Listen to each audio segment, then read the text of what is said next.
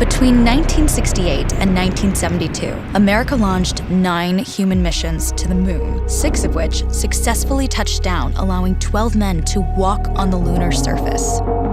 NASA's next chapter of lunar exploration, called Artemis, has the task of not just going to the moon to create a long-term human presence on and around it, but also to prepare for ever more complex human missions to Mars.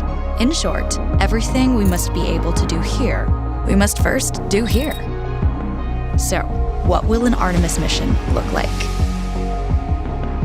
Everything is designed and tested with our most important element in mind, the astronauts. This is their deep space, human-rated spacecraft called Orion, built in 3 parts. The crew module, where up to 4 astronauts will live and work throughout the flight. The service module, with life support systems for the crew and its own engine and fuel reserves. And a launch abort system, with engines capable of pulling the crew module to safety during launch should anything go wrong. To accomplish the task of launching our crew and heavy payloads, NASA is building the Space Launch System, comprising of a cargo hold, an exploration upper stage, a massive core stage, and 2 extended solid rocket boosters. Altogether, this is the world's most powerful rocket, and it exceeds the legendary Saturn V of the Apollo era in numerous ways. Sitting on the launch pad, the entire rocket, fully fueled, weighs just over 6 million pounds, 5.2 million of which is just the fuel. Once ignited, there is no stopping what comes next. All 4 RS-25 engines and the 2 solid rocket boosters come to life, thundering our crew upwards. 2 minutes after ignition, the solid rocket boosters are spent and released. 8 minutes after launch, the core stage is depleted and separated.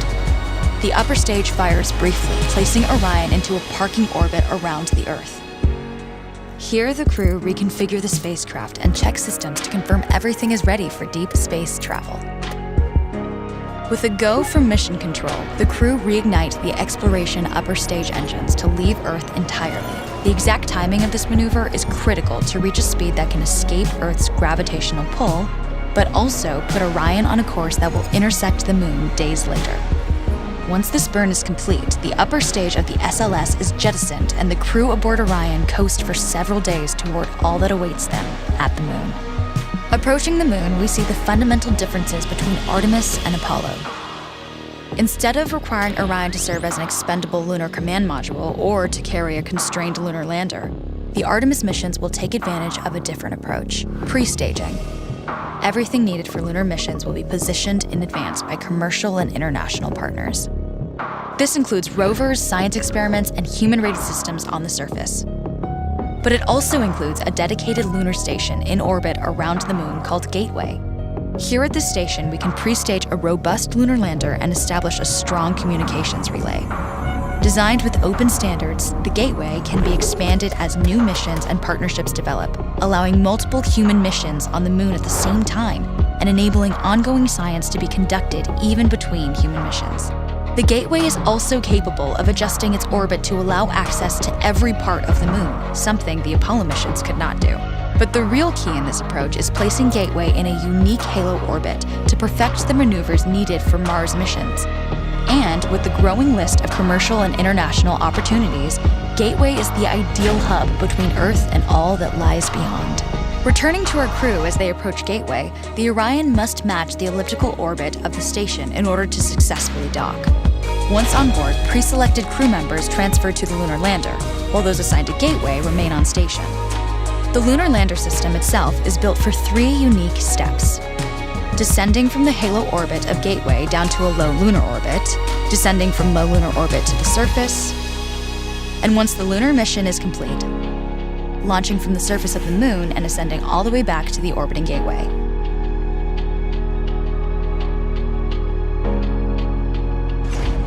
Once back aboard the Orion spacecraft and undocked from Gateway, the crew fire their engine once to break out of the halo orbit and once again to sling the spacecraft around the moon, placing it on a multi-day trajectory back towards Earth.